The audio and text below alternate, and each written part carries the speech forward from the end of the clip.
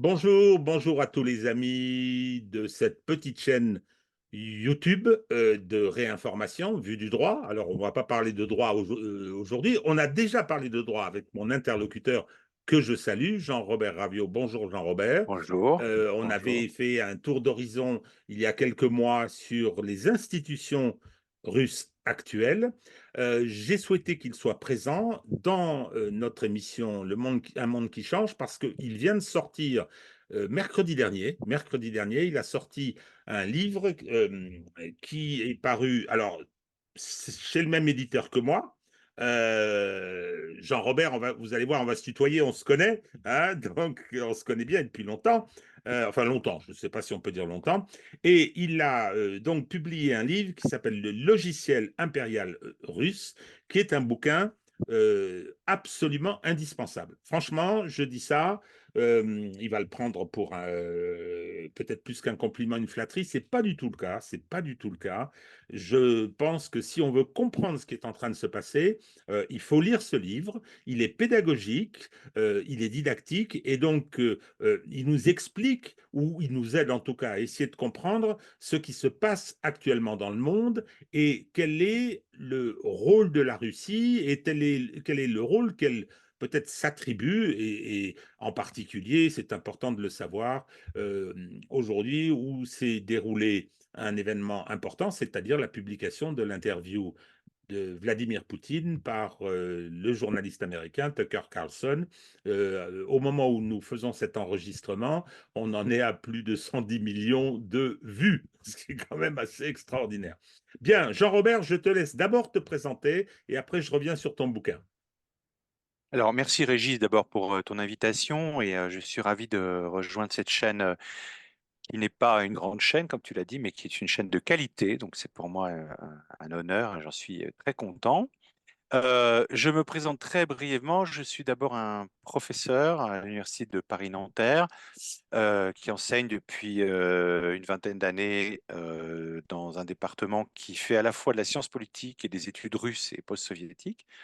Donc, j'ai un pied dans les questions politiques et un pied dans le russe et aussi dans la langue, hein, puisque une partie de mes cours se fait aussi dans la langue russe.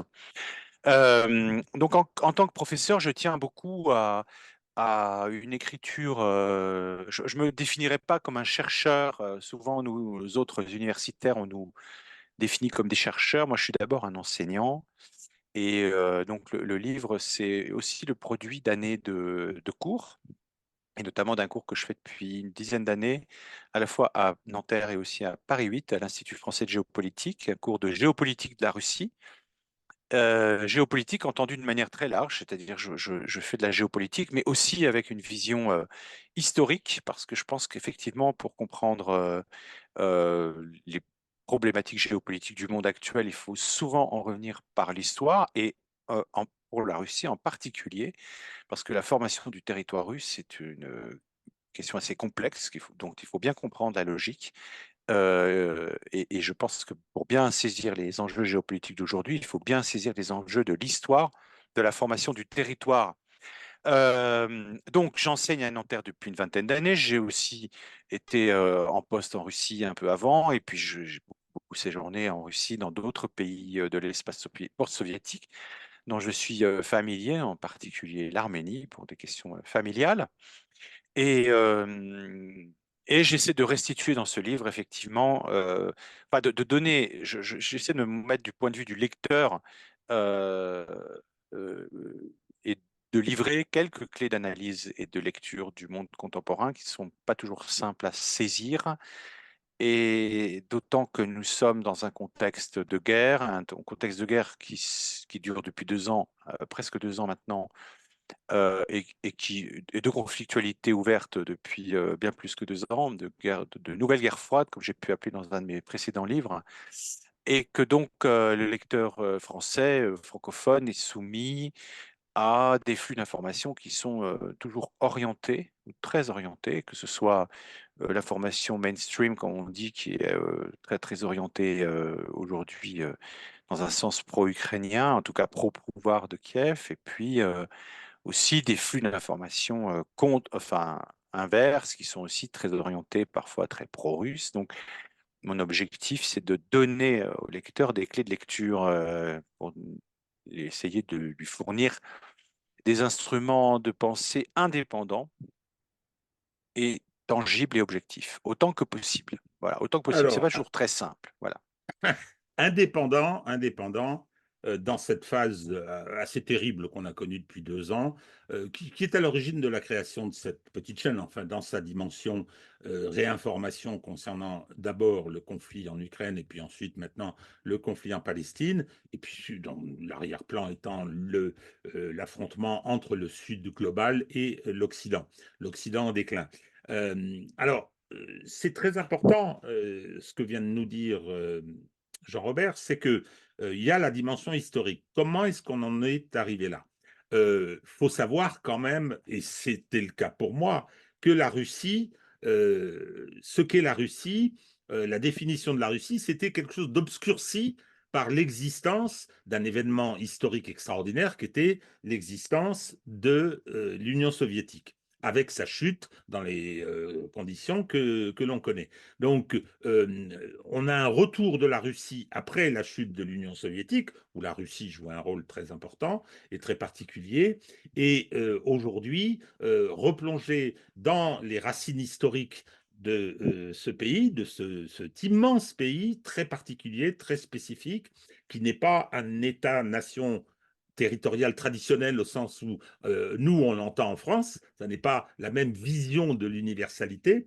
Et donc, c'était tout à fait essentiel. Alors, le livre, il est séparé en deux parties. Bon, il y a plein de choses. Moi, je veux dire, si je devais faire, non pas le tri, mais choisir immédiatement certains chapitres, bah, naturellement, je verrais comment la Russie est devenue une puissance globale, et puis juste après, l'URSS, un État conservateur. Ça, c'est extrêmement intéressant, extrêmement important. J'ai la prétention de très bien connaître l'histoire de l'Union soviétique dans ses différents aspects, politiques et militaires, bien sûr.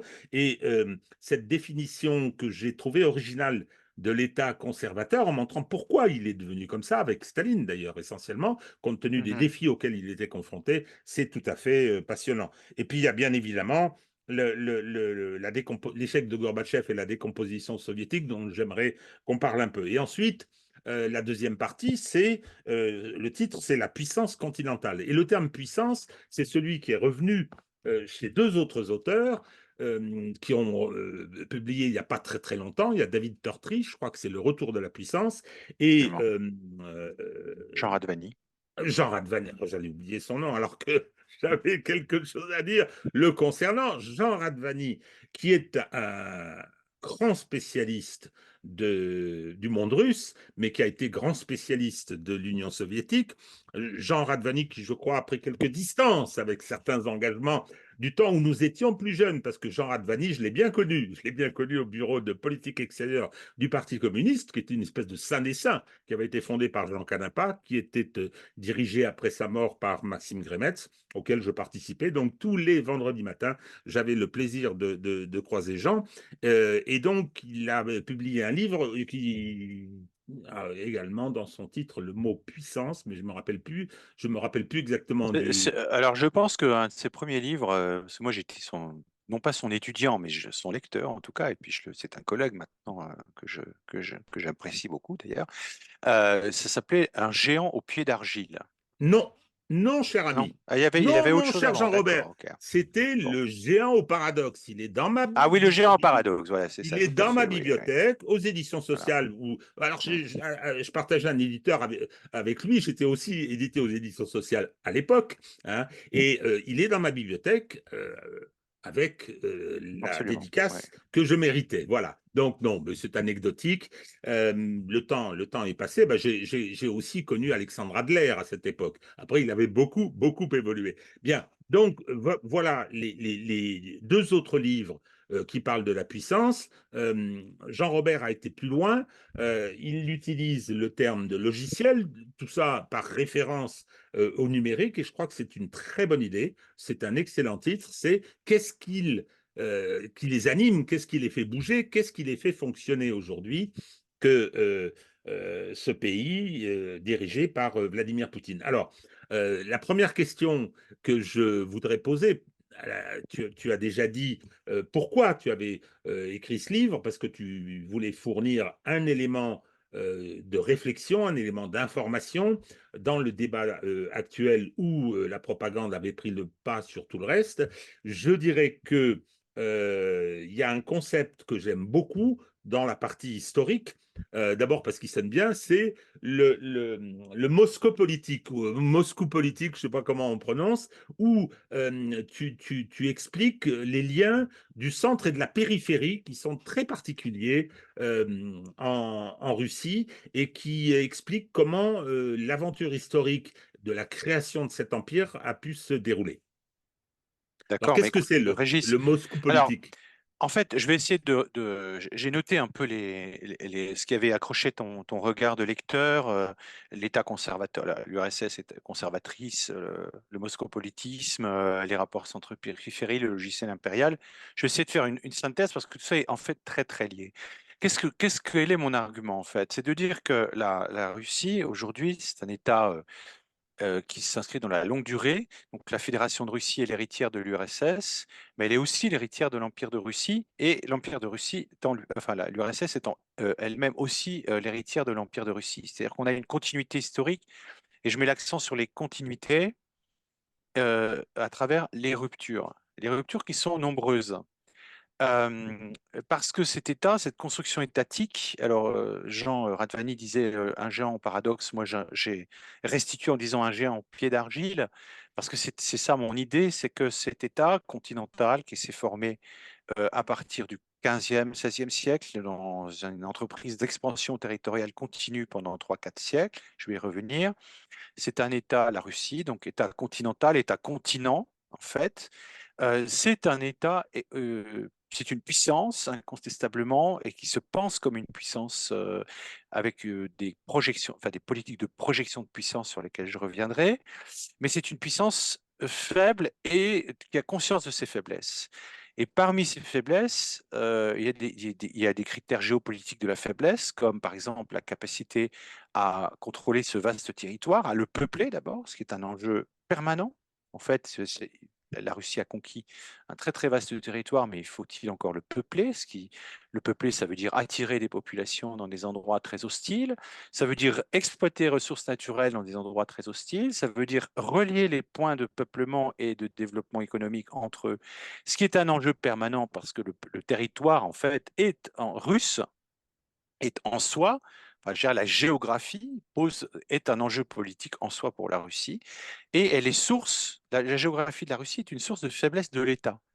Et cette faiblesse de l'État, ou cette difficulté de l'État à assumer pleinement son rôle et cette fragilité, on peut dire, géopolitique interne de la Russie, c'est une donnée fondamentale du pays à travers tous les siècles, et je dirais que ça a une conséquence directe, c'est que toutes les générations de dirigeants successifs ont conscience de cette fragilité et craignent quoi?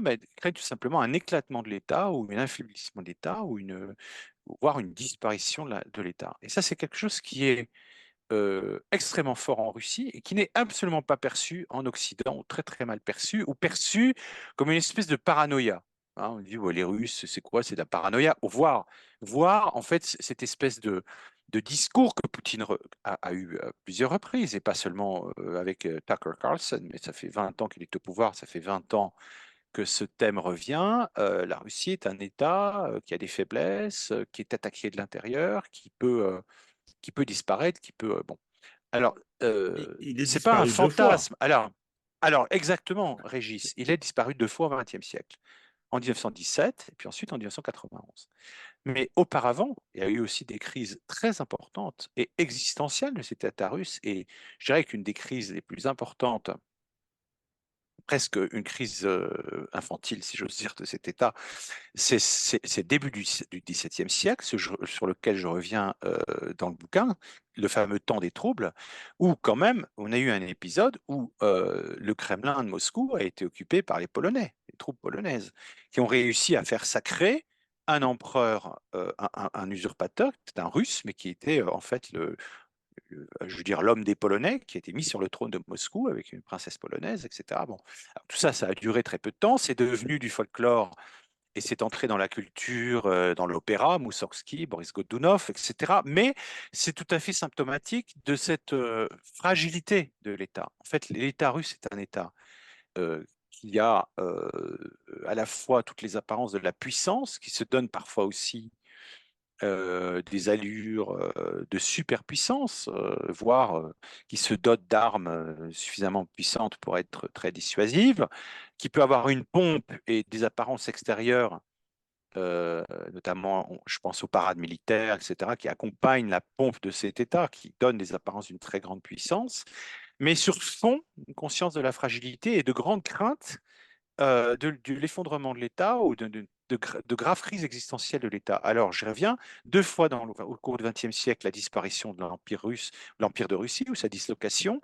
Tout d'abord, bah, la dislocation de l'Empire russe proprement dit en 1917, et puis ensuite la chute de l'URSS. L'URSS, c'était une sorte d'empire russe, d'empire de Russie reconstitué. Alors, bien sûr, avec tous les paradoxes, parce que si on regarde la philosophie politique et les principes politiques, et même la Constitution, les textes, etc., des doctrines politiques mises en œuvre par les dirigeants, il y a une véritable rupture hein, soviétique. Je ne suis pas en train de dire que l'URSS était une sorte d'État réactionnaire camouflé. Pas du tout, il y a une rupture révolutionnaire. Mais si on regarde la stratégie géopolitique des dirigeants soviétiques, alors souvent, évidemment, Staline, ça saute aux yeux que c'était je dirais, une volonté de puissance et le conservatisme de Staline. Il n'y a pas besoin d'expliquer en quoi Staline était conservateur, c'est assez clair pour tout le monde. Mais par contre, ce serait plus difficile de montrer que d'autres dirigeants bolcheviques précédents ont été aussi très conservateurs, mais ils l'ont été aussi parce que le réflexe qui a été celui de Trotsky et de Lénine après 1917, ça a été dans un premier temps bah, de reconnaître les indépendances qui s'étaient formées, qui avaient été proclamées par la Finlande, la Pologne, les États baltes, etc. Donc d'acter en quelque sorte la chute de l'Empire russe, mais en même temps, ça a été très vite de mener une entreprise de reconquête de ce qui pouvait être reconquis, c'est-à-dire les territoires de l'Empire de Russie qui avaient été perdus ou provisoirement perdus par la guerre civile, les territoires de l'Ukraine, de la Biélorussie, et puis les républiques de Transcaucasie, qui s'étaient proclamées indépendantes et qui ont été ensuite récupérées par l'Union soviétique, par des opérations militaro-stratégiques, des coups d'État organisés, etc. L'Empire de Russie s'est reconstitué territorialement, pas totalement, mais en grande partie, avec l'URSS. Donc, on a, alors, qu'est-ce que je veux dire? Fragilité de l'État, conscience de son extrême fragilité. Il faut rajouter à ça un troisième effondrement qui n'a pas eu lieu, mais qui aurait pu avoir lieu, et qui est perçu par les dirigeants euh, sur le moment, mais après aussi. Donc, tous les dirigeants soviétiques avaient conscience de cet effondrement qui n'a pas eu lieu, mais on n'était pas très loin, c'était juin 41 quand même. Hein, c'est-à-dire l'invasion allemande de l'URSS en juin 41, qui se solde par une présence des troupes allemandes aux portes des deux capitales, de Saint-Pétersbourg, enfin de Leningrad et de Moscou, à moins de 30 km des centres-villes de chacune des villes, en l'espace de 3 mois. C'est-à-dire que l'invasion, c'est juin, début de l'invasion, c'est juin, fin septembre, les troupes soviétiques sont à 25 km du centre de Leningrad et à 25 km du centre de Moscou. Hein. C'est quand même pas un détail. Et donc, on est passé tout près d'un effondrement de l'URSS à ce moment-là.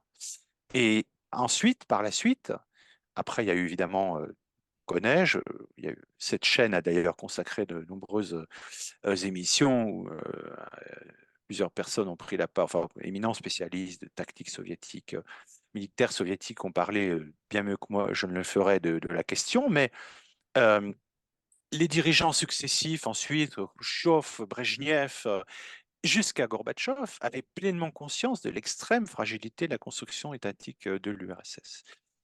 Alors, donc, ça va hypertrophier quelque chose que j'appelle dans mon livre, c'est un terme que j'ai forgé moi. Alors, c'est un peu un néologisme, ça fait un peu jargon. Enfin, j'espère que ça fait pas trop jargon, je m'en excuse si ça le fait. C'est le moscopolitisme. Alors, qu'est-ce que c'est que le moscopolitisme? C'est une dynamique politique qui va concentrer toujours davantage de pouvoir à Moscou. C'est-à-dire que Moscou, en quelque sorte, c'est pas seulement la capitale de l'Empire de Russie. Bon, après, ça sera plus la capitale, ça sera Saint-Pétersbourg, mais en réalité, symboliquement, Moscou reste la capitale parce que jamais les empereurs n'ont réussi ils ont déplacé la capitale vers Saint-Pétersbourg, mais symboliquement, ils ont toujours gardé la nécessité de se faire sacrer au Kremlin de Moscou. Tous les empereurs de Russie ont été sacrés au Kremlin de Moscou. Ils n'ont pas déplacé le lieu du sacre vers Saint-Pétersbourg, ce qui quelque part, alors je ne sais pas s'il y avait une superstition, je ne sais pas s'il y avait d'ailleurs même des ordres ou des décrets de type religieux à cela, mais en tout cas, ça veut bien dire que Moscou est le centre, l'origine et le centre de ce pouvoir politique, à la fois avec une très très forte charge symbolique avec ce Kremlin.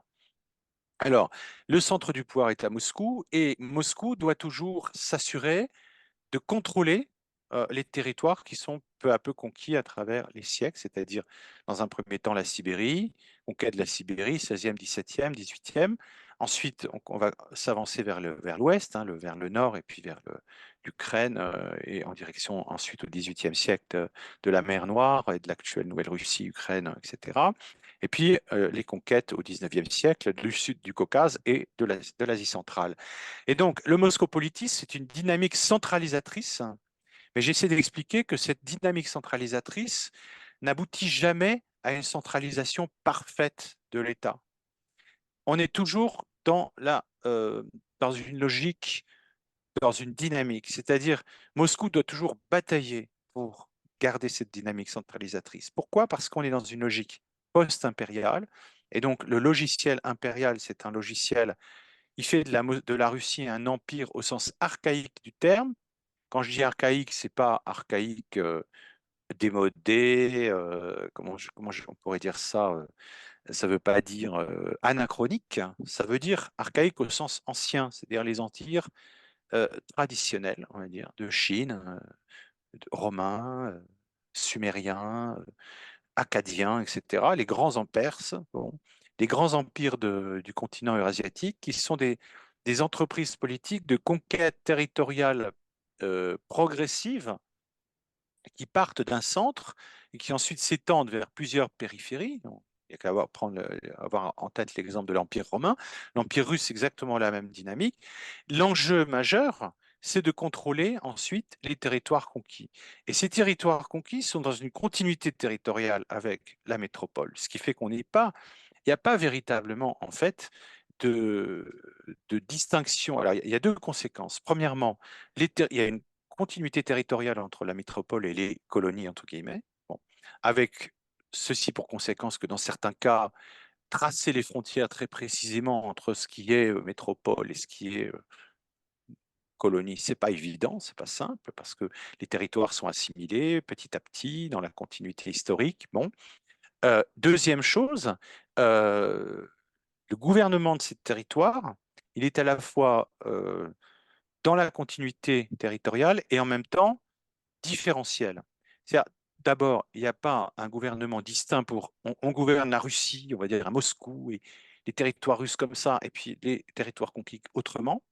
Il n'y a pas une distinction comme il y a dans les empires ultramarins. Donc, les empires occidentaux, britanniques, français, etc., sont des empires qui sont constitués dans des conquêtes transatlantiques ou transméditerranéennes. Enfin, il y a la mer hein, entre la métropole et les colonies.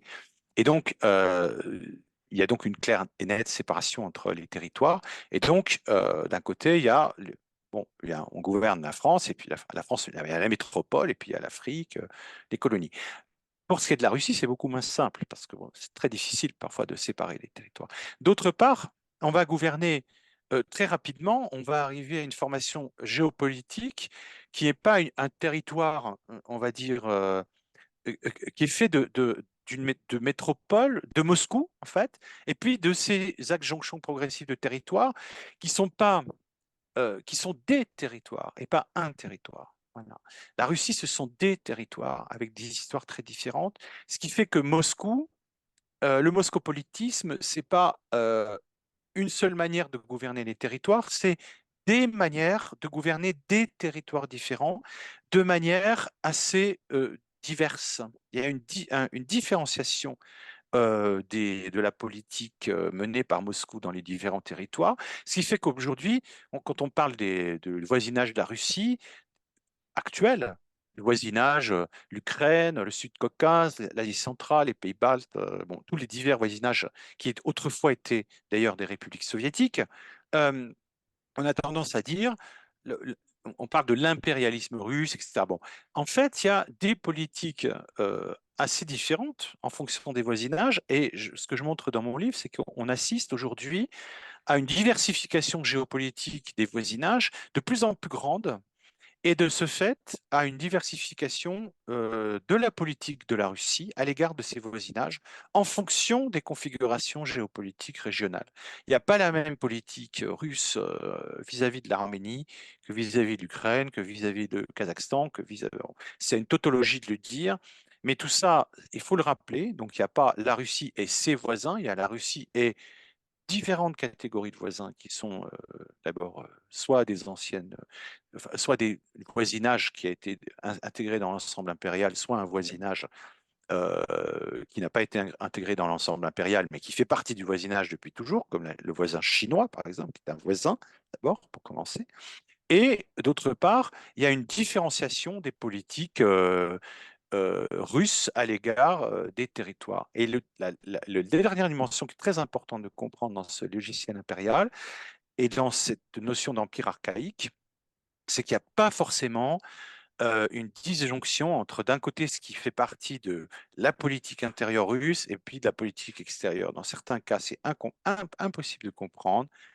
Par exemple, la politique dans le voisinage, euh, par exemple, la politique à l'égard de la Tchétchénie, hein, qui est un sujet de la fédération, qui fait partie de la Russie. D'un point de vue juridique, c'est le territoire de la Fédération de Russie. C'est aussi une politique de voisinage, bien qu'on soit à l'intérieur du pays. Voilà. Et on ne peut pas et donc, on est dans une logique post-impériale qu'il faut bien comprendre et qui n'est, je pense, pas toujours très bien comprise en Occident, où on a tendance à dire, voilà, c'est l'impérialisme. Ok, une fois qu'on a dit ça, qu'est-ce qu'on a dit? Qu'est-ce qu'on veut dire? Qu'est-ce que ça veut dire clairement et précisément l'impérialisme russe? Voilà. Alors justement, j'aurais une question un tout petit peu plus tard, justement, sur cet impérialisme que tu qualifies à un moment hein, d'impérialisme défensif. C'est assez, assez important. Mais comme quoi, je ne sais plus quel humoriste disait, il vaut mieux mourir le soir que le matin parce qu'on en apprend tous les jours. Tout ça, cette petite plaisanterie, pour dire que j'ai réalisé quelque chose. Et pourtant, Dieu sait si j'ai étudié ça, si ça m'a passionné, c'est que la notion de risque existentiel pour la Russie et les Russes, je la pensais presque essentiellement territoriale. Il y avait quelques raisons à ça quand même. Hein. Il y avait quelques raisons à ça. Quand on voit après octobre 17, il y a 16 pays qui l'attaquent, y compris les États-Unis, hein, donc qui essayent de la déstabiliser et de renverser les bolcheviks. Ensuite, il y a l'entre-deux-guerres avec la préparation de la Deuxième Guerre mondiale que Staline sait qu'elle va se produire. C'est ça qui est assez, assez extraordinaire. C'est que bon, les grandes purges qui sont absolument effrayantes, la motivation première, c'est de préparer le deuxième conflit mondial que la direction soviétique pense inévitable. Et elle va être inévitable. Et elle va se produire. Et ce sera une guerre coloniale d'extermination. Quand tu dis que ils ont été au bord du gouffre, c'est vrai, c'est même le titre du livre de Jean Lopez sur la bataille de Stalingrad, la bataille au bord du gouffre. Absolument. Mais c'était, comment dire, c'était une agression visant à détruire le pays au-delà de l'État. Et donc, et puis après la deuxième guerre mondiale, moi j'ai le souvenir, effectivement, y compris dans les milieux de droite, ma propre famille par exemple, on considérait que le glacis que les pays socialistes étaient un glacis défensif.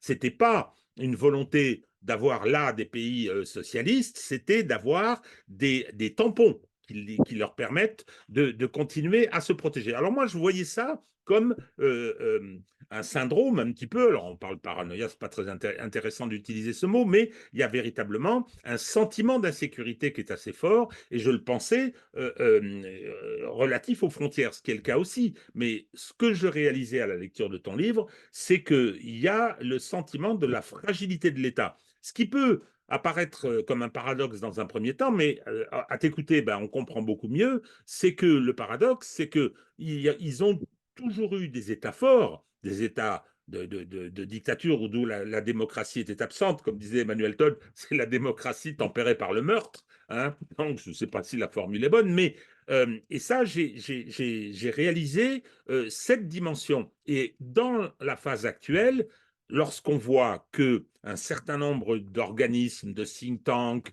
de politiques occidentaux prétendre qu'il va falloir démanteler la Russie, la séparer en une douzaine de républiques, etc. On voit très bien pourquoi ce projet est ainsi exposé. C'est grâce à cause des ressources naturelles, non, à cause des ressources naturelles et pas grâce à elles qu'on essaie de démanteler la Russie. Mais ce risque existentiel, il est bien celui de la dislocation et de la fragilité de l'État qui empêche de tenir ce qui a été construit pendant des siècles. Donc ça, c'est effectivement quelque chose de très très important. C'est assez étrange d'ailleurs qu'existe pour la perception occidentale qui est la mienne de l'existence étrange, l'existence de ce sentiment de vulnérabilité de la part d'une puissance. Oui, bien sûr, mais c'est quelque chose de très très ancien et de très de consubstantiel au logiciel impérial de la Russie, justement. Cette fragilité et cette persistance du sentiment d'une grande fragilité qui est à la fois fragilité de l'État. Dans un précédent livre, je disais que je pense pas qu'on puisse parler d'État fort pour la Russie, même pour l'URSS d'ailleurs, il faut parler d'un pouvoir fort. Donc le pouvoir est d'autant plus fort, ou se veut d'autant plus fort, ou se manifeste de manière d'autant plus forte, souvent sous des traits d'un pouvoir autoritaire, voire très autoritaire, hein, avec une absence de pluralisme, etc. Bon, avec là, on a aussi des variations dans le temps, mais la période stalinienne, bon, et cetera. Aujourd'hui, c'est évident que depuis 3-4 ans, on assiste à un autoritarisme beaucoup plus renforcé en Russie à l'intérieur, dans la politique intérieure. Tout ça, c'est un pouvoir fort, mais c'est un État qui reste fragile et qui a conscience de ses fragilités. Alors, c'est pas seulement une fragilité effectivement géopolitique, c'en est une, mais c'est géopolitique au sens les frontières, le sentiment qu'il peut y avoir des. Alors d'abord, il y a des problèmes aux frontières, il y a des problèmes d'instabilité aux frontières de la Russie, ça c'est sûr, sur plusieurs flancs. Il y a aussi des fragilités internes qui sont liées à la structure territoriale de la Russie, ce que j'appelle sa géopolitique intérieure. C'est un pays qui se dépeuple, mais qui se dépeuple aussi de manière au sein duquel les migrations internes, par exemple, si on observe les migrations internes du pays, on a un dépeuplement des zones sibériennes et extrême-orientales au profit des zones européennes. On a un vrai problème de maintien, on peut dire, ce qu'on pourrait appeler des services publics à l'échelle de l'ensemble du territoire. Et puis on a aussi ce que j'explique dans un chapitre à peu près au milieu du livre, un très grand problème en politique intérieure qui est aussi les inégalités territoriales qui sont très très fortes, hein. Les inégalités socio-économiques du territoire.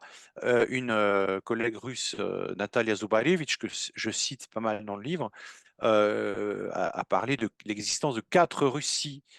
En fait, il n'y a pas un pays, mais si on regarde les critères socio-économiques, niveau de vie, PIB par habitant, mais aussi euh, qualité de vie, accès aux services publics, accès aux soins, accès à l'éducation, accès aux services de manière générale, on a vraiment, je dirais, une Russie qui se détache, que moi j'ai appelé la Russie métropolitaine, qui est une partie du pays, les grandes villes, Moscou, Saint-Pétersbourg, les plus grandes métropoles, qui sont, on va dire, qui ont rejoint, on peut dire, le niveau de vie et le mode de vie des pays d'Europe occidentale et des grands centres urbains japonais, chinois, américains, etc. Donc, ils sont entrés dans le flux du monde global, si on peut dire.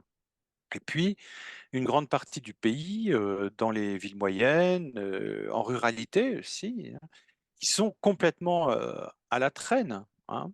Et donc cet éclatement socio-économique du territoire russe, c'est aussi un défi pour l'État et c'est un défi pour l'État dont le pouvoir actuel, je dirais Poutine est plus que conscient. Je dirais même que c'est l'axe prioritaire pour lui de son action en politique intérieure. C'est là-dessus qu'il a fait campagne en 2018 et je pense que son discours politique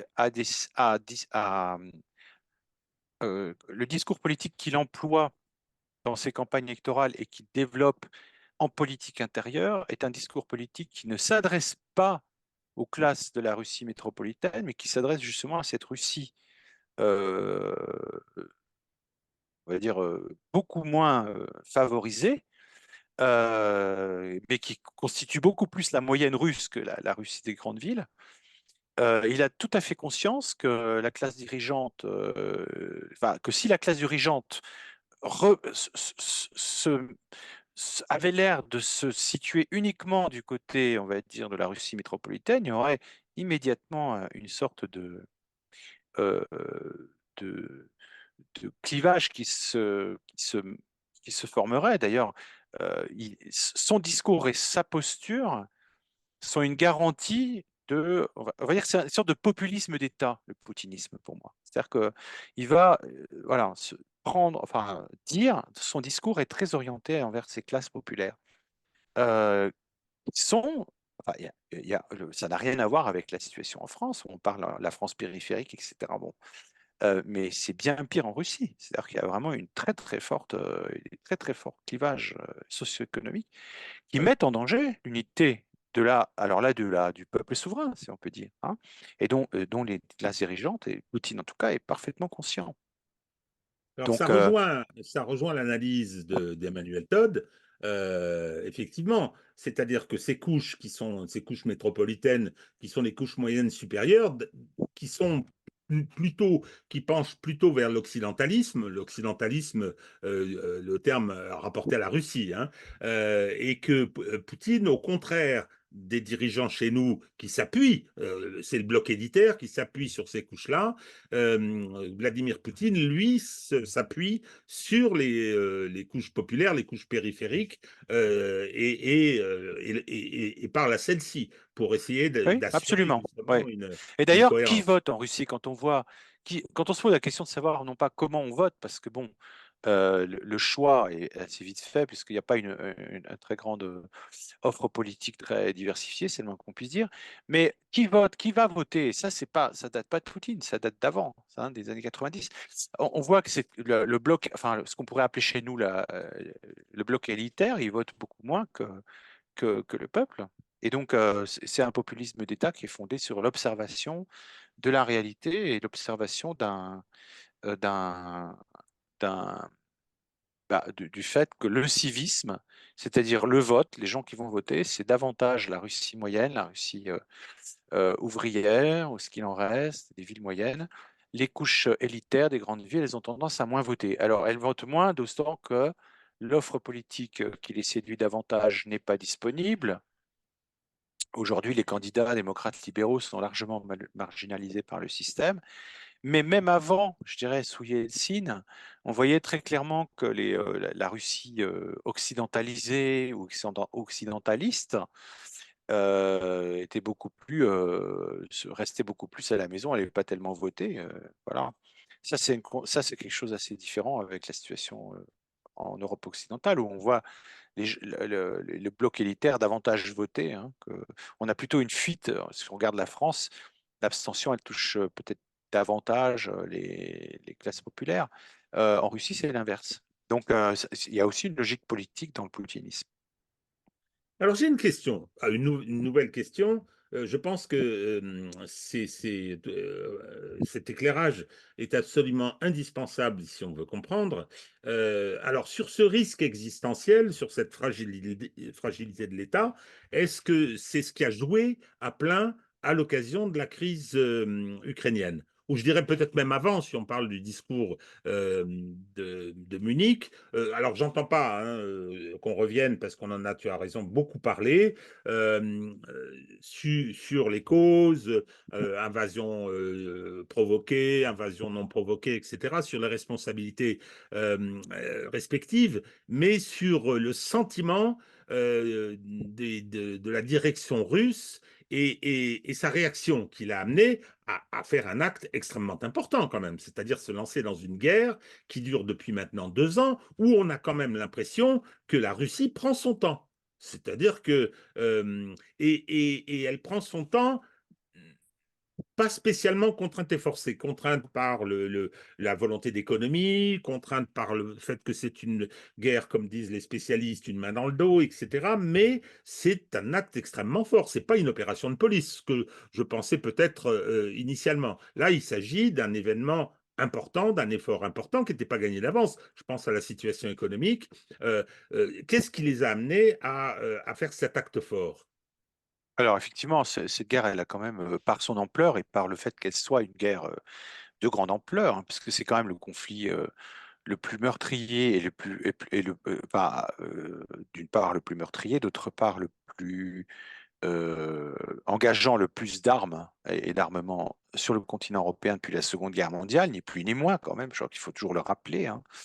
Même si le traitement médiatique qu'on en a et ne montre pas ça, en fait, ne montre pas toute l'horreur que c'est, en fait, toute la boucherie que ça peut être cette guerre, c'est monstrueux. Et tout l'engagement, de part et d'autre d'ailleurs, des forces. Donc c'est une vraie guerre, je suis d'accord, et une grosse guerre. Et personne ne pensait que la Russie allait se lancer là-dedans. Effectivement, moi le premier, moi je pensais aussi qu'il y aurait une opération de type Crimée dans le Donbass et à Lugansk, mais je ne pensais pas que C'est pas passé loin, euh, je t'interromps. Il y avait l'accord d'Istanbul. Il y a eu quand même, ils étaient certes, mais il y a eu arrivés. quand même dès le 24 février, si je ne m'abuse, les troupes russes sont avancées sur Kiev pour essayer Et c'était une donc de diversion mettre quand par même, hein, terre probablement. je sais pas. En tout cas, ce qui est sûr, c'est qu'il y avait quand même Ils sont partis qu'à un 120 000 engagement hommes, c'est-à-dire important. pas Bon, grand-chose. Oui, enfin oui, bon, oui, oui, oui, oui. moi C'est je veux une pas revenir expédition. là-dessus. Beaucoup de choses ont été dites et notamment beaucoup de choses ont été dites avec lesquelles je suis globalement d'accord par John Mearsheimer sur les responsabilités Mm. occidentales dans cette guerre. Moi, je trouve qu'il a globalement une vision assez juste de cela. Bon, tout le monde n'est pas d'accord avec moi sur ce point, mais je pense que son analyse est bonne et assez informée du côté américain d'ailleurs. Je voudrais revenir sur enfin, la manière dont ce conflit, les origines plus profondes de cet engagement, hein. Et revenir en fait au thème initial, c'est-à-dire à la perception par la Russie d'une insécurité croissante à ses frontières. Et ça, c'est quelque chose qui n'est absolument pas compris et souvent même parfois tourné en dérision côté occidental. Je vois dans certains milieux, on voit beaucoup à la télévision qui sont plutôt, on va dire, pro-atlantistes pour aller vite, hein, de dire, mais la Russie, Poutine n'arrête pas de parler de sentiment d'insécurité, mais tout ça, c'est du flanc, ça dissimule, enfin, c'est le cache-sexe de l'impérialisme russe, il n'y a aucune insécurité, enfin bon, il y a pas, ça n'existe pas, c'est complètement injustifié. Or, en fait, c'est le fond du problème. Si, c'est pas, enfin, c'est la perception russe. Bon. Et comme dit justement Mersheimer à juste titre, euh, l'important, c'est pas de savoir si c'est vrai ou faux, au fond. L'important, c'est de comprendre les motivations des acteurs dans un conflit géopolitique. Ce qui est important de comprendre, c'est la manière dont les acteurs pensent et agissent en fonction de ce qu'ils pensent et qu'ils agissent. Que ce qui se pense soit juste ou faux et a finalement peu d'importance. Ce qui est important, c'est vraiment ce qui motive leurs décisions. Et ce qui motive ces décisions de guerre à outrance, c'est la perception qu'il y a une insécurité croissante aux frontières de la Russie et que cette insécurité est instrumentalisée par des États ennemis ou adversaires pour déstabiliser la Russie. Ça, c'est quelque chose de fondamental.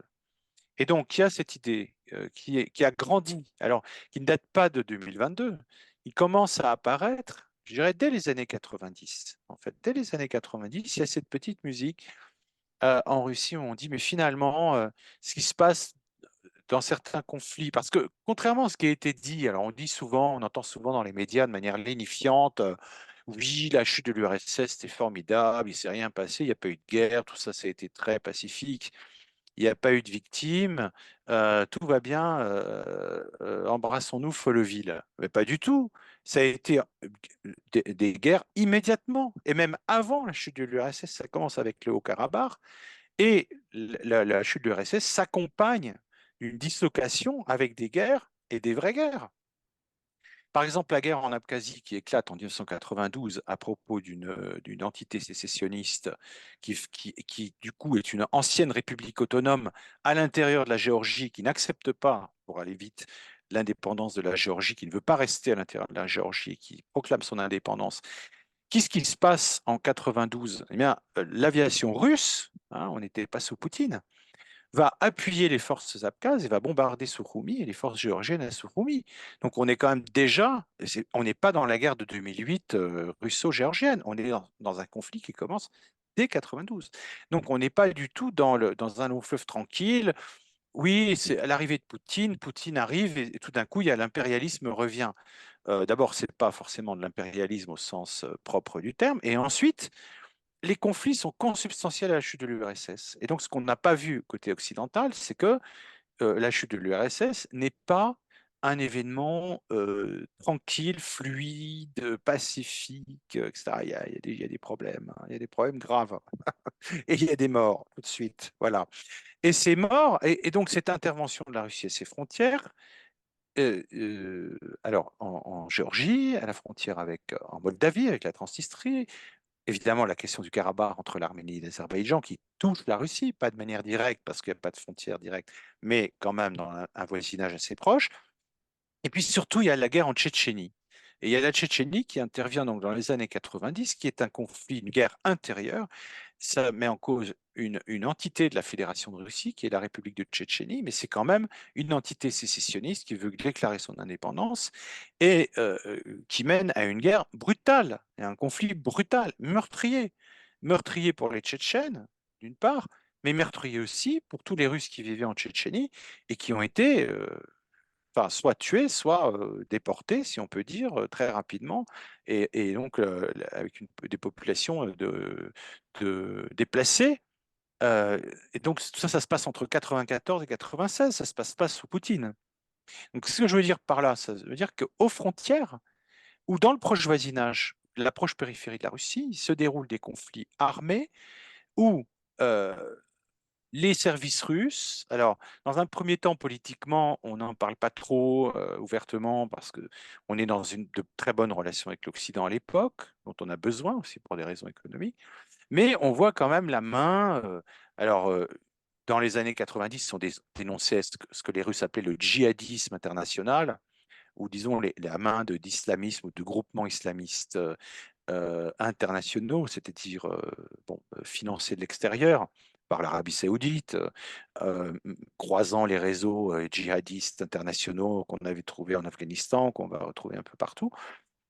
Donc, on va dénoncer ça, mais aussi on dénonce certaines opérations sous couverture de la CIA. Hein. Par exemple, Poutine, dans son interview avec Tucker Carlson, rappelle d'aujourd'hui, enfin d'hier, rappelle à l'époque, dans les années 90, la Russie s'était plainte de, de la présence, enfin disons de la manifestation d'une aide opérationnelle de la CIA aux rebelles tchétchènes, et qui a toujours été niée par les États-Unis, mais que la Russie a toujours considéré comme réelle.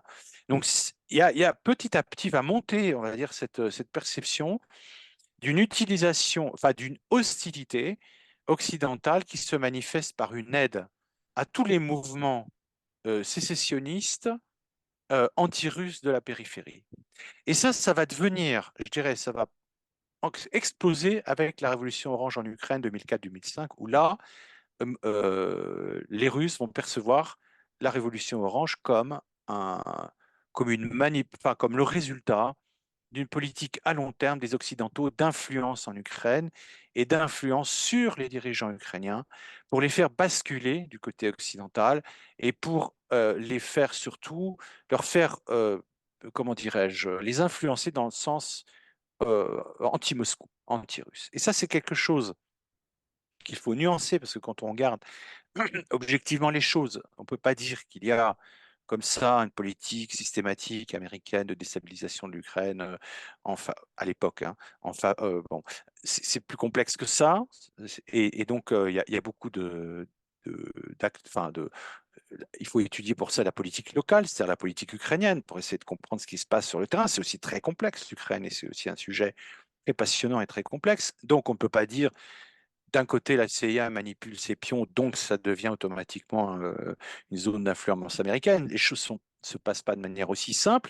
Mais ce qui est certain, c'est qu'à partir de 2004-2005, à Moscou, au Kremlin, et dans les milieux dirigeants de l'armée, des renseignements, etc., il y a cette perception que l'Ukraine est devenue une sorte de base arrière utilisé par les Américains pour déstabiliser la Russie. Bon, et ça va devenir, et donc ça, c'est une perception qu'on sent grandir et qui devient aujourd'hui la perception. Ben maintenant, c'est même plus une perception, c'est vraiment euh, devenu une réalité avec la guerre, avec cette guerre, puisque maintenant, bon, l'appui occidental, il est tout à fait clair, ouvert, manifeste.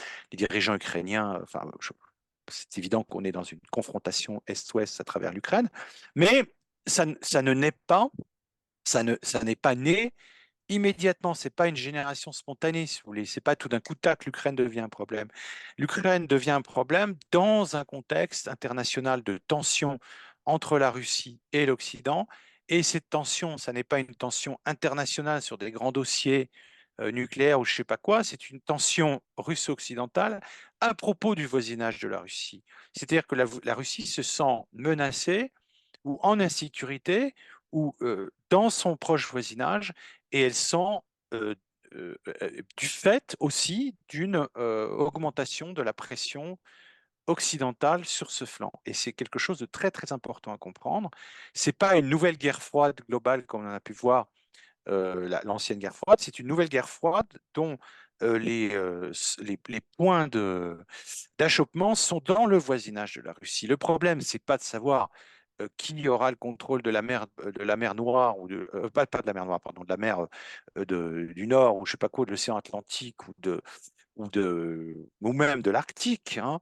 C'est le problème de savoir est-ce que l'OTAN sera bien, enfin, est-ce que les Américains vont s'installer en Géorgie, en Ukraine, etc.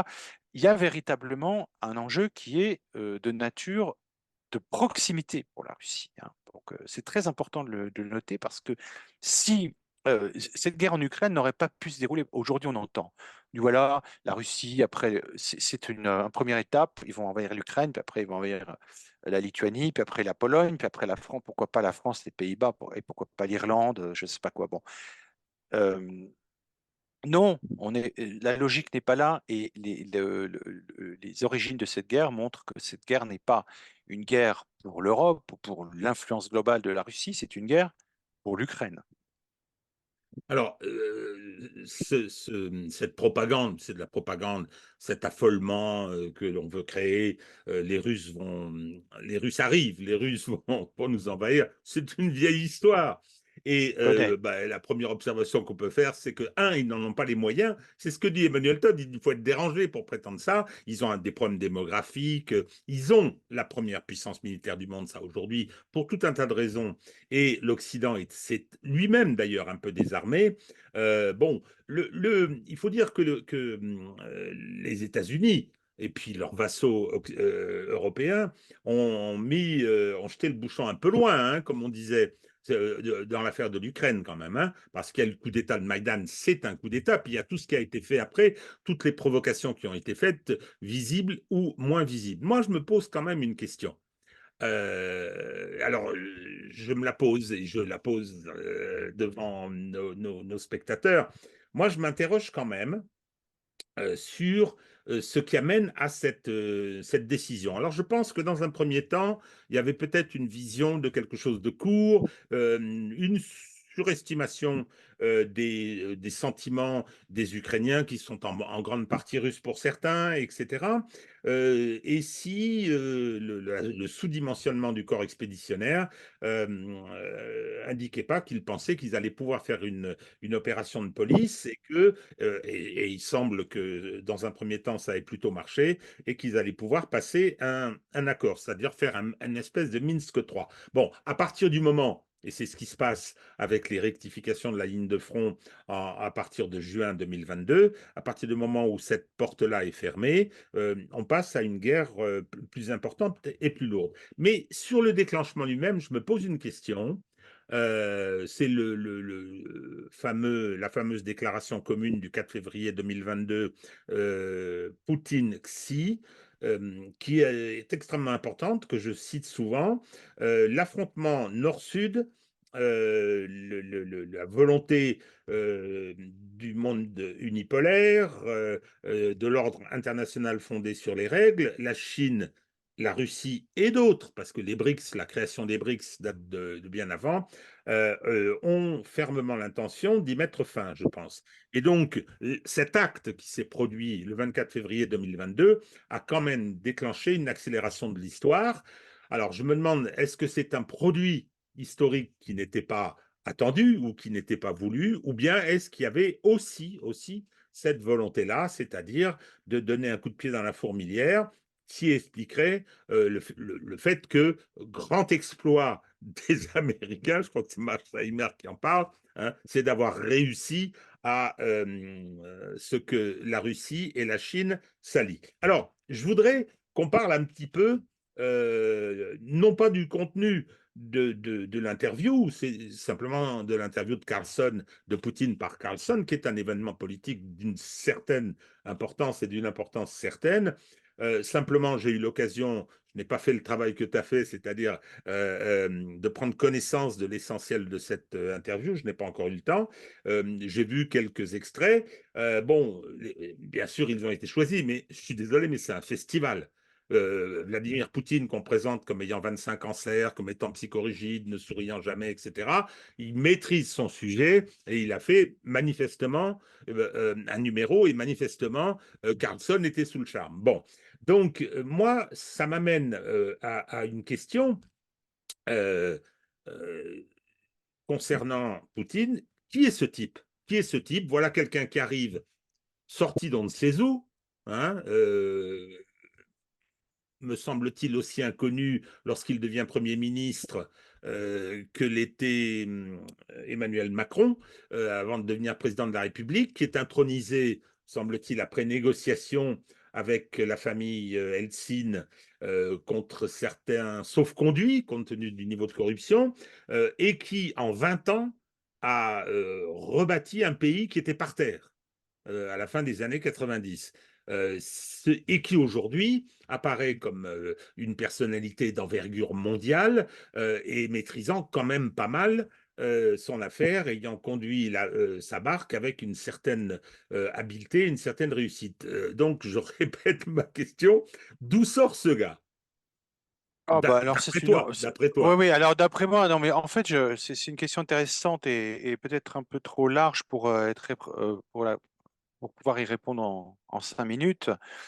Je suis en train d'écrire quelque chose sur Poutine, enfin plus exactement de préparer un livre audio sur lui, donc qui va sortir, je pense, probablement au printemps ou au début de l'été. Voilà, Ah, mais c'est donc pour bientôt. oui, c'est pour bientôt. Alors, le- il y a trois dimensions chez Poutine. Pour moi, il y a effectivement l'homme réel, sur lequel finalement on s'interroge le plus parce que c'est très difficile. Moi, je suis pas biographe, hein, donc bon, il a un passé. C'est un jeune homme de Leningrad né dans les années 50. C'était un homme de sa génération, un homme d'un milieu social modeste.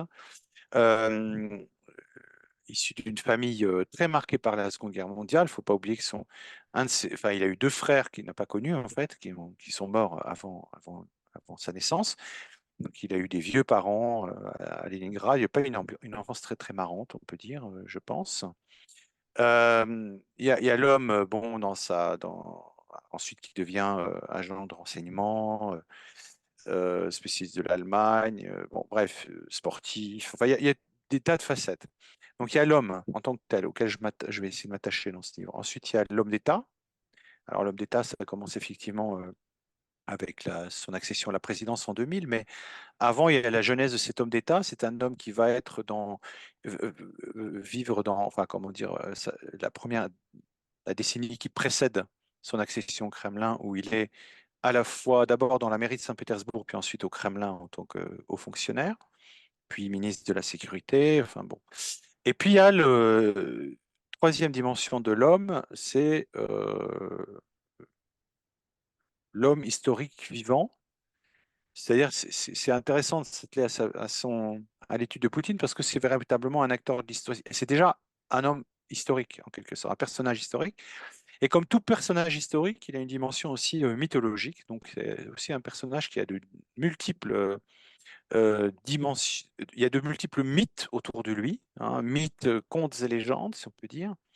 Puis il y a aussi toute une imagerie dont on n'a pas idée. Par exemple, quand on se promène en Russie aujourd'hui, enfin, ça fait déjà un certain nombre d'années qu'on va dans des magasins de souvenirs pour ramener des souvenirs à ses amis ou à sa famille. Il y a un grand nombre d'objets qui sont à l'effigie de Poutine. Alors les t-shirts avec les citations de Poutine, les mugs avec Poutine dessus, les porte-clés, les stylos, et puis toute l'imagerie qui circule sur Internet. Le détournement de l'image de Poutine, Poutine icône gay, avec, donc on le voit souvent torse nu sur son ours, hein, ou sur son cheval, ou avec un chapeau de cow-boy sur la tête, etc. Bon. Donc tout ça fait que Poutine est un personnage politique extrêmement complexe et un objet politique tout à fait complexe et tout à fait multiforme. Donc la question qui est Poutine est une question à laquelle on ne peut répondre que par de multiples réponses. Moi, je voulais revenir sur ce que tu as dit au début, sur l'interview de Carlson, Poutine tel qu'il apparaît aujourd'hui comme effectivement maîtrisant parfaitement son sujet. Effectivement, il n'a pas l'air de souffrir ni d'un cancer, ni de stupeur mentale, c'est le moins qu'on puisse dire, ça a l'air de bien fonctionner. Bon, euh, tout d'abord, un tiers de l'interview au début est consacré à l'Ukraine et un tiers de l'interview est consacré à un cours d'histoire sur la formation de l'État russe et le rôle de l'Ukraine dans la formation de l'État russe et la formation du territoire ukrainien, etc. Le même cours d'histoire qui avait été fait dans son allocution télévisée du 22 février C'est 2022 2022, qui a oui, tout à fait. précédé l'invasion. C'est très intéressant parce que c'est vraiment là, Poutine expose, enfin, écrit l'histoire en fait.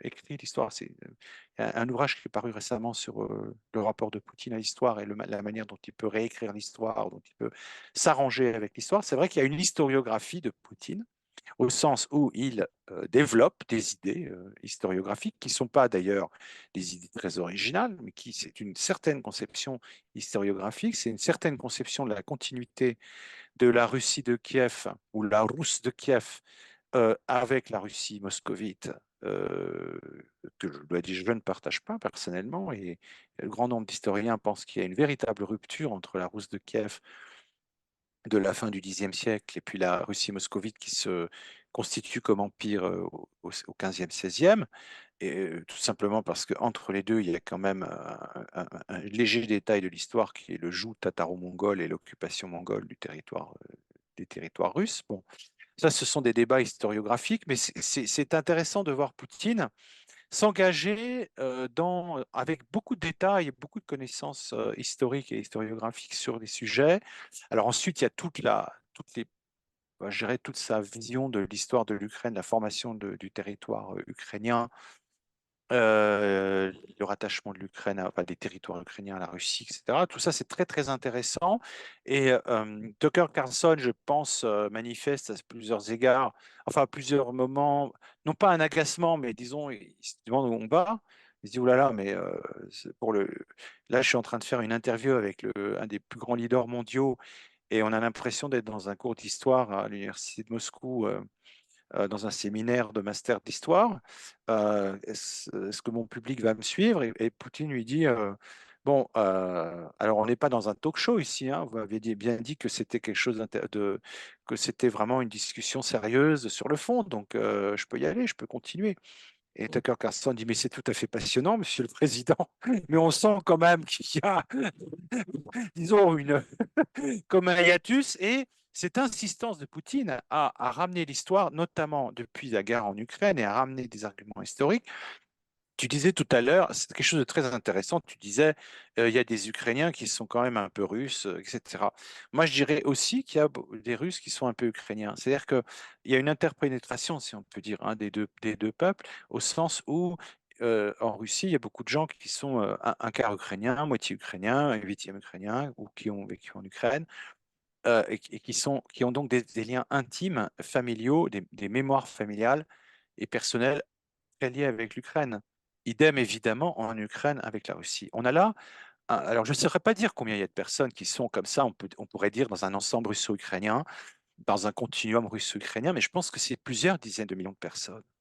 Donc cette guerre, elle sépare on peut dire, elle fige dans une séparation de guerre deux populations qui sont extrêmement étroitement imbriquées. Voilà, donc c'est une guerre. Quand on dit fratricide, j'aime pas beaucoup le mot de fratricide parce que frère, qu'est-ce que ça veut dire des peuples frères? Bon, moi je suis assez, enfin bon, bref, ça veut plus rien dire aujourd'hui. Mais néanmoins, aux identités très imbriquées, y compris côté russe, hein. Quand on va en Sibérie, quand on va notamment dans les villes pétrolières et gazières du nord de la Sibérie, là où on produit du pétrole, à Rantimansisk, à Surgut, Tioumen, etc., ou dans dans les villes moyennes de Sibérie où il y a eu beaucoup de gens qui viennent qui sont des descendants de gens qui sont arrivés là par les anciens prisonniers du Goulag, hein, qui sont arrivés, qui sont des descendants de ces gens-là, qui sont très nombreux. Il y a beaucoup, beaucoup d'Ukrainiens, hein, beaucoup, beaucoup de gens avec des noms en ko, des Parfamian, Ivanian, enfin bon, qui se sentent plus du tout ukrainiens parce qu'ils sont en Russie depuis plusieurs générations et qui parlent russe, qui ne parlent pas ukrainien, mais néanmoins il y a des dizaines de millions de personnes qui sont en fait russo-ukrainiennes. Euh, et ça, ça explique beaucoup de choses dans la politique russe. Au tout début, tu parlais de l'invasion au début, la volonté russe de mener une opération qui soit la moins meurtrière possible. Parce c'est quand même un peuple, c'est quand même une population, l'Ukraine, les Ukrainiens, qu'on ne considère pas comme étrangère. Alors, en même temps, d'un côté, ce que j'explique bien dans mon livre, j'ai fait un chapitre, donc je dis pour les lecteurs que j'ai intitulé, avec un titre un peu long, mon éditeur trouvait que le titre était trop long, mais j'ai tenu à le garder, Russie-Ukraine, une guerre existentielle entre ennemis intimes. Cette inimitié intime, on aurait pu dire une intimité conflictuelle. Euh, L'intimité est très importante, c'est-à-dire que l'intimité, alors elle est instrumentalisée par la Russie en disant, voilà, par certains Russes, notamment Poutine, qui dit il n'y a pas de peuple ukrainien, il n'y a pas de nation ukrainienne, c'est tout juste il y a une langue ukrainienne. Bon, mais cette intimité, ce avec quoi ça se discute largement. Enfin, je veux dire, c'est pas le lieu de discuter de ça, mais cette affirmation est erronée, c'est clair et net, hein. C'est de la propagande, là, pour le coup, et c'est une vision, alors là, tout à fait, je dirais, biaisée de l'histoire, hein, bon, et d'identité ukrainienne. Il y a une langue ukrainienne, il y a un peuple ukrainien, tout ce qu'on veut. Une nation bon, qui difficilement, enfin, qu'on doit définir, enfin, ça fait l'objet de tout le chapitre, je renvoie le lecteur à ça, à mon chapitre. Mais néanmoins, il y a une grande intimité entre les deux peuples, encore aujourd'hui, malgré la guerre, même si cette intimité va, à mon avis, se disloquer pas mal côté ukrainien, et même côté russe aussi d'ailleurs. Mais ce qui explique une volonté de ne pas faire trop de morts, de ne pas s'engager dans un conflit de trop grande ampleur, hein, voilà. Et ce qui peut expliquer aussi un certain nombre de choix. Bon, maintenant, ça c'est la première phase de la guerre. Je dirais que la deuxième phase, qui s'enclenche après l'été 2022, puis qu'on voit apparaître à l'automne, au printemps 2023, etc., on est entré dans autre chose maintenant qui est beaucoup plus offensif, enfin, comment dire, qui est beaucoup plus une guerre big scale war, Destructeur. comme dit, voilà, une grande guerre, quoi. On est dans la grande guerre. Il y a 1000 kilomètres de ligne de front et une conflictualité qui a grossi, en fait. Mais il a encore dit récemment, je l'ai entendu, parce que comme dit Todd, il faut écouter Poutine. En général, j'écoute ce qu'il dit, c'est que c'est quand même une meilleure façon de s'informer. Et il disait à propos des Ukrainiens, il répondait à quelqu'un, non, ne dites pas que ce sont des ennemis, les Ukrainiens ne sont pas nos ennemis. Les Hmm. Occidentaux le sont, les États-Unis le sont, mais pas les Ukrainiens. Non, C'est assez... absolument. Oui, mais oui, c'est pour la même raison que je disais, c'est que l'imbrication, l'intimité entre Russes et Ukrainiens, ce qui est une intimité historique, est une intimité aussi vivante. Enfin, les populations sont très imbriquées, hein. Et il y a beaucoup de gens qui auraient du mal à se définir, enfin, qui sont toujours un peu dans le sud de la Russie, dans le Kouban, à Rostov, dans tout le sud et dans toute la zone frontalière avec l'Ukraine. Il y a beaucoup d'Ukrainiens, beaucoup de gens qui sont moitié, quart ukrainiens ou trois quarts. Ou bon. C'est très compliqué de se définir comme russe ou ukrainien. Voilà. Donc, Alors, voilà. je trouve vraiment intéressant ce que tu nous dis des différents Poutines, y compris personnages historiques aujourd'hui avec la mythologie qui l'entoure, personnages politiques, éminemment politiques dans la façon dont il présente le conflit la façon dont il définit l'Ukraine, où je partage ton avis. L'Ukraine est une réalité. Il y a une citation de ton bouquin qui est très intéressante. Alors, je suis incapable de la citer, mais où l'auteur que tu cites dit, voilà, c'était un pays qui avait un certain nombre de possibilités et qui a choisi curieusement de s'attaquer à son voisin plutôt que d'essayer d'avoir et qui est un voisin extrêmement puissant, plutôt que d'essayer d'avoir de bonnes relations qui lui auraient été profitables. C'est assez curieux. Bon, ça, c'est Alors, la oui, façon. oui, la citation, elle est de Fyodor Lukyanov, donc, qui est un politologue russe, je dirais une des grandes voix qui commente la politique extérieure, qui est un spécialiste de politique internationale, qui dit, je cite parce que je la trouve très symptomatique de la manière dont les cercles dirigeants russes pensent le conflit et pensent le rapport à l'Ukraine. L'Ukraine est un État kamikaze en ce sens qu'elle a opté pour une politique contraire à ses intérêts de sécurité. Lorsqu'un État se trouve à côté d'une grande puissance, la sagesse et l'instinct de conservation élémentaire lui dictent de maintenir de bons rapports avec son voisin, de ne pas construire toute sa politique sur l'idée de confrontation. Comme on ne sait, l'Ukraine a choisi une autre voie. Et quand Loukhanov dit l'Ukraine, ou quand Poutine reprend exactement, je pense, ça traduit parfaitement la manière dont Poutine voit la chose, l'Ukraine, ça ne veut pas dire le peuple ukrainien ou les Ukrainiens, ça veut dire le gouvernement ukrainien actuel, hein. Je pense que effectivement, et qui d'ailleurs, dans les propos de Poutine, de plus en plus apparaît comme ce gouvernement ukrainien actuel, non pas représentant le peuple ukrainien ou l'Ukraine, mais étant une sorte d'instrument entre les mains des Américains pour combattre la Russie. Donc l'Ukraine, Zelensky n'est pour lui qu'une sorte de marionnette. D'ailleurs, il le dit très clairement dans son interview avec Tucker Carlson de manière encore plus claire que les autres fois. Qui est Zelensky, qui est ce type, comment... Pour lui, c'est vraiment clairement pas du tout le président légitime de l'Ukraine. Ben, enfin bon, c'est tout ça, enfin, tout le mécanisme qui l'a amené au pouvoir est curieux, ses revirements, la situation dans laquelle il est aujourd'hui, parce que enfin bon, sa vie était menacée. Si jamais il avait appliqué Minsk 2, il était en danger de mort. Enfin, un certain Hum, nombre des hum. cercles du pouvoir lui avaient confirmé. Bon, c'est Oui, il y a beaucoup d'éclairages à avoir. Et d'ailleurs, c'est un sujet que je trouve étonnamment peu mise en lumière dans nos médias ou d'une manière générale, c'est que se passe-t-il à l'intérieur de l'Ukraine et quelle est la politique intérieure ukrainienne? En réalité, on ne sait pas grand-chose. Et enfin, on sait des choses, mais elles sont très peu dites. Et je pense qu'il y a beaucoup de choses à dire sur ces questions-là.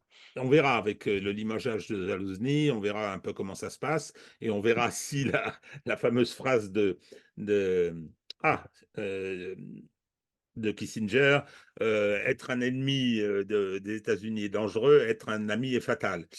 Jean-Robert, merci infiniment de nous avoir consacré ce temps-là et merci infiniment d'avoir écrit ce bouquin. Donc, je dis à nos spectateurs, précipitez-vous chez votre libraire habituel pour acheter et lire ce livre. Non, non, mais franchement, je trouve que c'est nécessaire. Une fois on a cette information, d'abord, c'est très agréable à lire. Hein, c'est un moment de plaisir et de distraction. Merci. Et ensuite, on est mieux armé pour comprendre ce monde qui change. Et c'est un peu le but que tu poursuivais et celui que personnellement je poursuis avec cette promotion. Alors, nous avons d'ores et déjà rendez-vous pour le livre sur Poutine. Hein, et là, je te poserai une question. On va s'en tenir là pour aujourd'hui. Qui a mis cet homme au pouvoir? Voilà, c'est-à-dire pourquoi tout d'un coup, hein, alors que ses qualités, son histoire, son enfance, son frère mort pendant le siège de Leningrad, ok, mais je m'interroge sur parce que une fois l'État soviétique disloqué, il y a des choses qui ont poursuivi, qui se sont continuées. Tu m'avais d'ailleurs dit que le système de Poutine présidentiel s'est conseillé et même sur le plan immobilier réside dans les locaux de l'ancien comité central du PCUS, quoi. C'est-à-dire Alors que oui, oui, mais ça, c'est pas lié à Poutine, c'est plutôt lié à Yeltsin. Mais qui oui, a mis Poutine au pouvoir? Ça, c'est assez facile. C'est une question à laquelle on peut répondre assez facilement, c'est assez facilement éclairé. C'est vraiment d'abord, quand il est arrivé au pouvoir, en tant qu'héritier de Yeltsin, apporté, si j'ose dire, mis là par le clan Yeltsin qui voulait une manière de se perpétuer et de garantir sa mais sécurité ils se sont après fait le changement. avoir. Ils se sont fait avoir. Sur le long terme, pas tant que ça, hein, je dirais, en tant que pour ce qui poursuivait, oui, alors politiquement, évidemment, Poutine, enfin politiquement sur le plan de la politique menée, notamment internationale, on n'est pas du tout sur la même longueur d'onde, mais par contre, sur le plan des intérêts matériels liés à la position politique du clan Yeltsin, Poutine n'a pas trop trahi les siens, je dirais. Il les a Alors matés. évidemment, mais c'est long maintenant, c'était il y a 20 ans tout ça, 22 ans, et on est très très loin. Encore une fois, ce que je disais, Poutine est un personnage qui est depuis 24 ans au pouvoir, même presque 25.